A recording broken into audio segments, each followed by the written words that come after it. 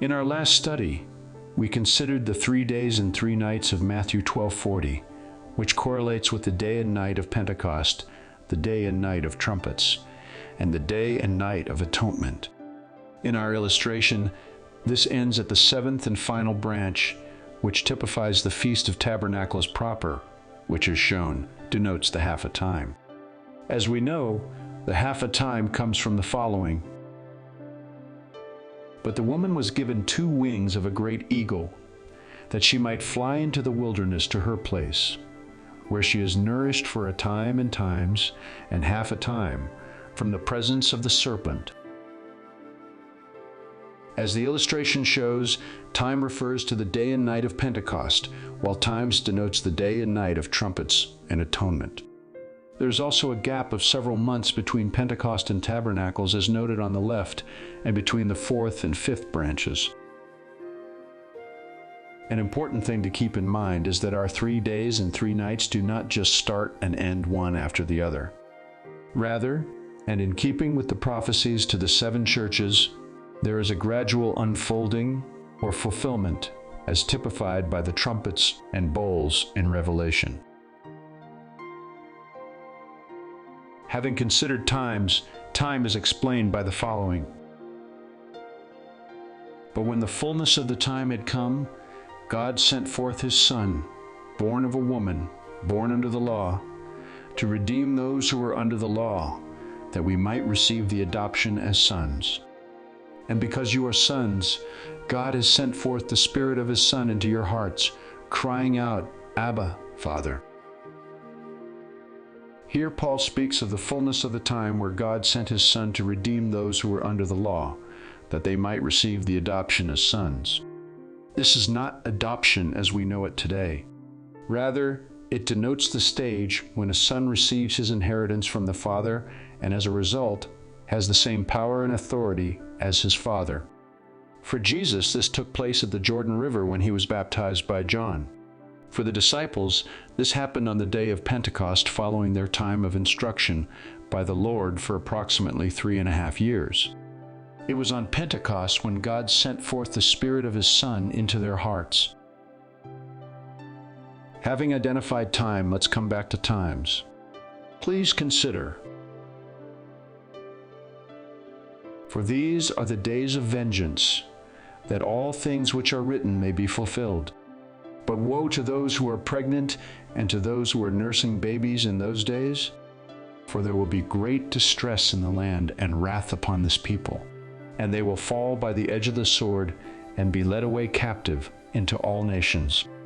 And Jerusalem will be trampled by Gentiles until the times of the Gentiles are fulfilled. If my understanding is correct, the times of the Gentiles or nations corresponds to the days of vengeance, a period when Jerusalem will be trampled by Gentiles until the times of the Gentiles are fulfilled. This correlates with our 3 days and 3 nights. We find confirmation in the following.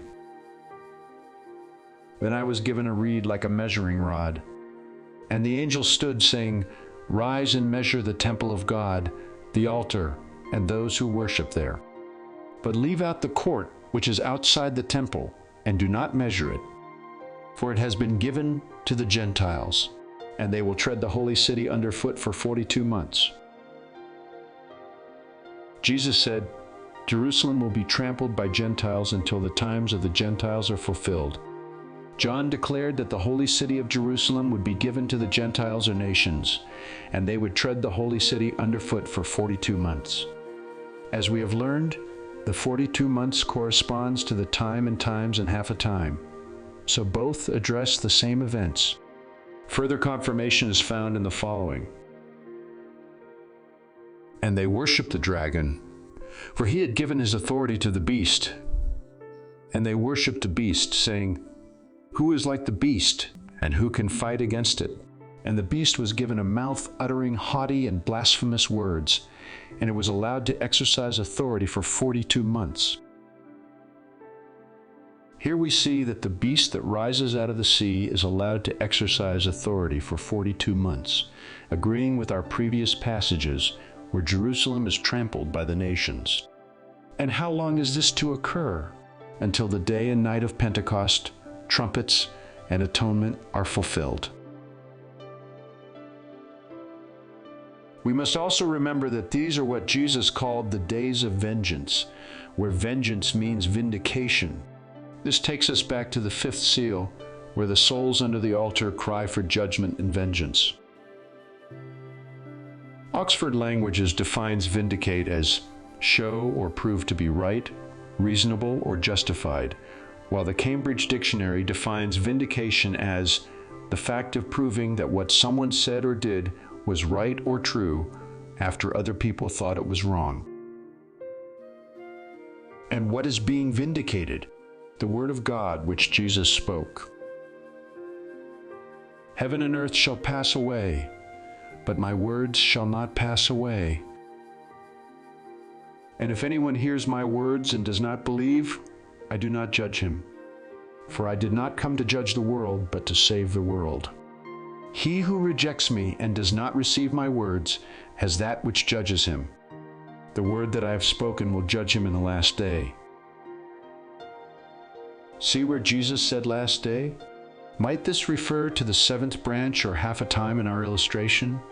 If so, might this confirm that we have been passing through the fulfillment of these things since the days of Christ and the apostles? Time and times and half a time. 42 months. They are synonymous and denote the last days beginning with the day of Pentecost and continuing up to this present time. In our next study, we will consider John 2:19.